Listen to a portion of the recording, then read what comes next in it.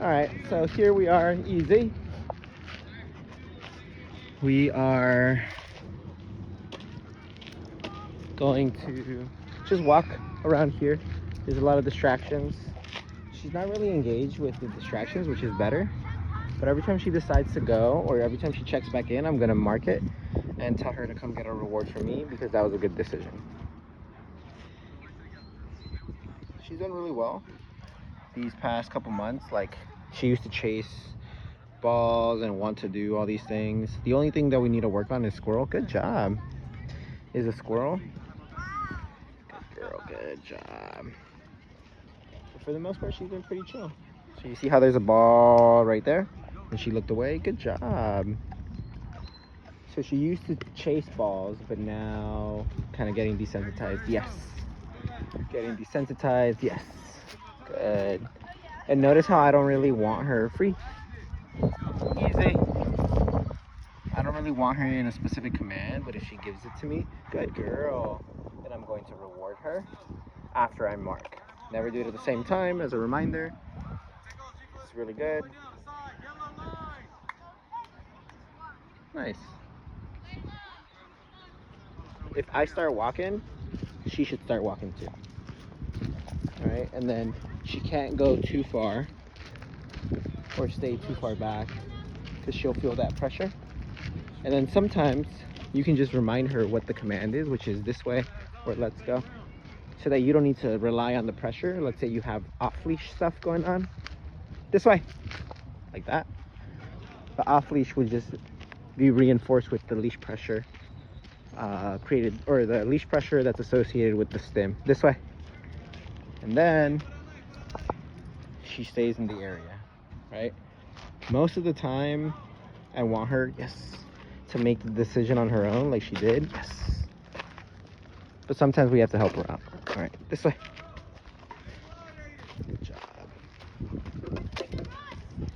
So we're gonna go slowly.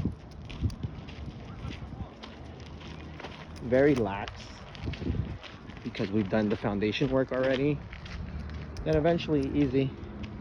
Like how Gabby has practiced, you can practice all the off-leash stuff with the e-collar. I'm gonna do some of it today with the long lead since I'm not in a closed environment. Easy. But I'll give you guys an idea of what it is that we need to do. All right, cool. So right now I brought out this nice piece of chicken. I'm gonna break it up into small pieces. You can see she likes it. Good. I'm gonna mix it with the kibble. And every time I recall, I'm gonna start with this one, and then there's gonna be sequences of kibble afterward. Free. This is where you can get her to want to come every single time because you know that there's a big paycheck, or she knows there's a big paycheck, and you're gonna mix it around with the kibble.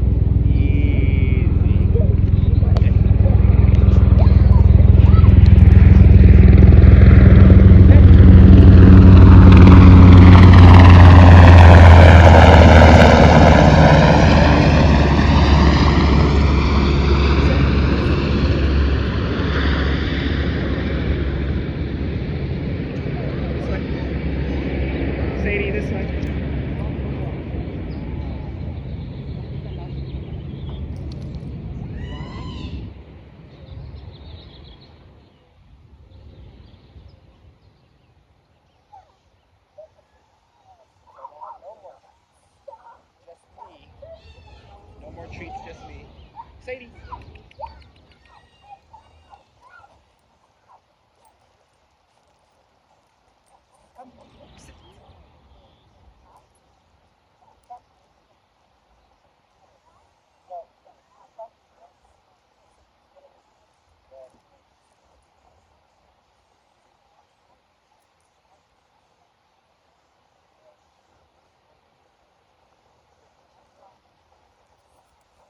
Sadie, come.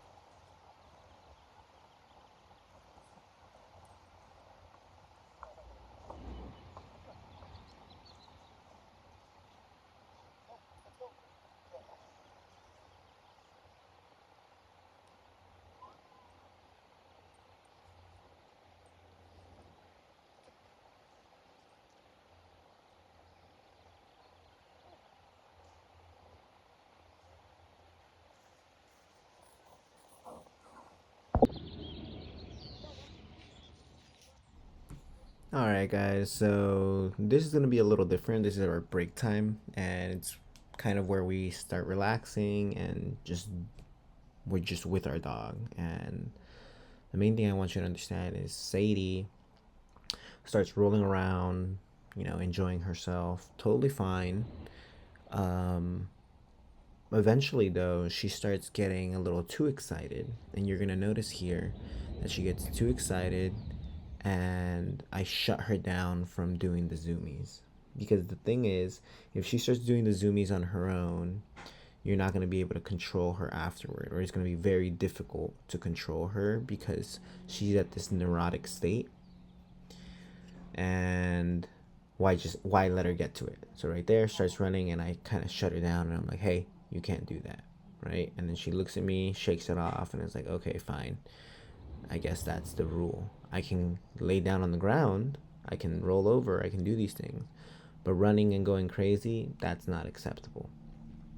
And it's not that she can't do it. It's mainly because of safety. We were in an open field, and if she got too crazy, I don't know if another dog was going to pass by. I don't know if there was going to be another kid, whatever. I'd rather just not take my chances, and I recommend the same for you. Unless it's a confined space where it's gated, you trust that you can control the environment, then great. But the only type of control that I had here was my leadership and the leash. Yeah, I had the e-collar, but I actually wasn't using the e-collar in this session. But after this, we just relax. She chills, and then later on, there's a kid that just passes by doing his stuff with like a stick and is using it like a machete to cut the grass, and she gets triggered by it. So I want you to see that so that you can understand that maybe those behaviors are things we need to expose her to, so she doesn't actually go up to the kids and participate in their play unless you say so, unless you say that it's okay. But even then, she would need to check in with you before anything else.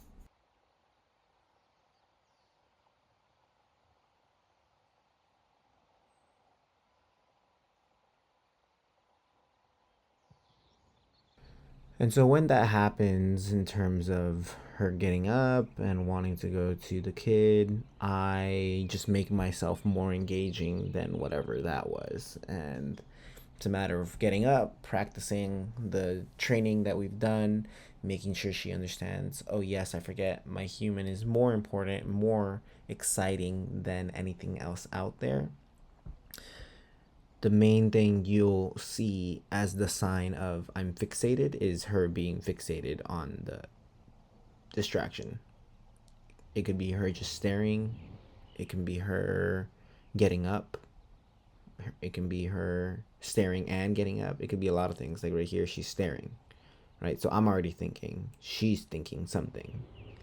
And then I'm ready to first correct if she does something. And then I will have the physical correction, which is the leash, to redirect her back to me. So you can, I don't know if you can hear it, but he is just going crazy with the stick.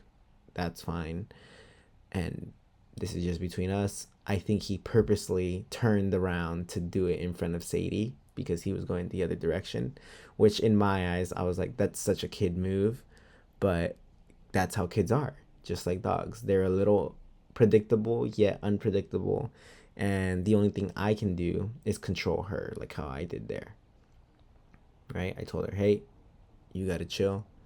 And then she looked back, and then I gave her a reward, and she laid back down. And I made sure she had to get low for the reward. You see how she keeps going back? It's the sound that is causing her to want to go check it out. She wants to go investigate. And what I want her to know is, hey, you don't need to do anything.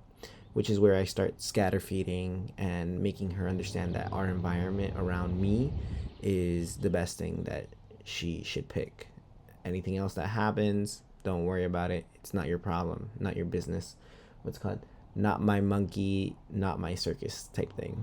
And that's what she needs to understand. But she's a little nosy and wants to go and explore and be like, hey, what's up? But in these instances, you want it to be more of no, stay with me, do this multiple times every day if you can, so that she just always chooses you and it gets exposed to multiple things while you still manage her. And then she starts building the trust that, oh, fire trucks, police cars can be passing by, and as long as I'm with my human, my leader, they'll keep me safe. I don't have to go investigate for myself. And then that's it, and then you can enjoy the rest of your time. But she definitely did very good.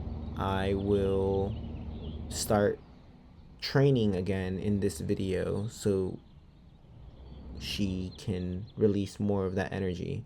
Every time they're laying down, they're gaining energy. They're just already recharging. It's like think of it like a solar panel. Like the moment that they go on a down, they're charging. And so they're regaining their energy. They regain it very quickly.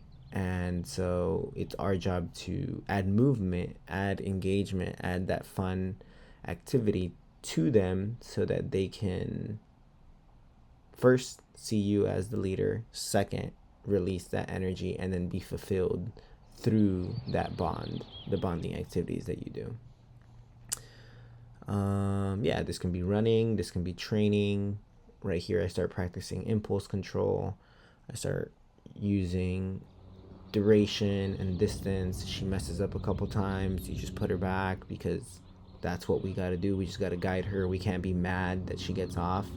She wants to be with us. It's not normal for dogs to stay in one spot, so we got to teach them that that is the new norm, and we'll release them when it's time. And you know, test it out. Test it out here at the park, test it out in other environments, test it out wherever you go, and you'll create that bond like no other. Cool. Well, that's basically it, and I'm gonna let the rest of the video play. At the end of it, we're walking back. I have her on the long line, but she did awesome.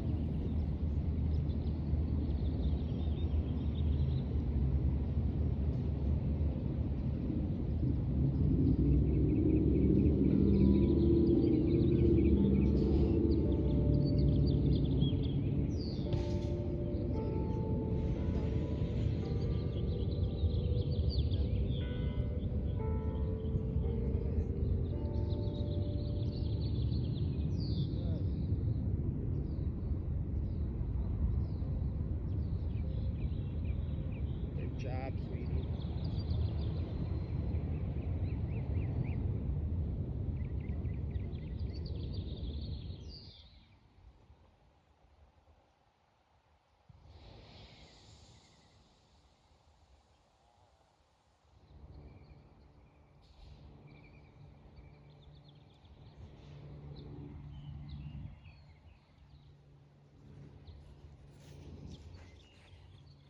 What a good girl.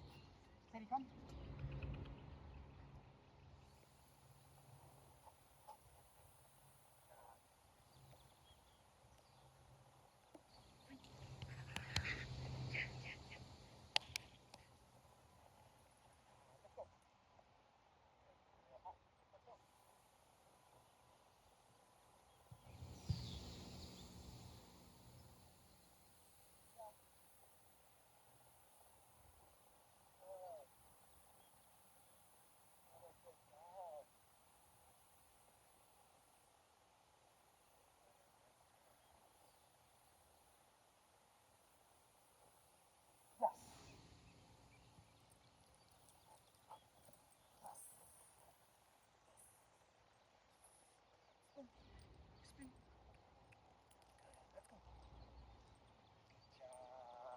Down. Down. Good.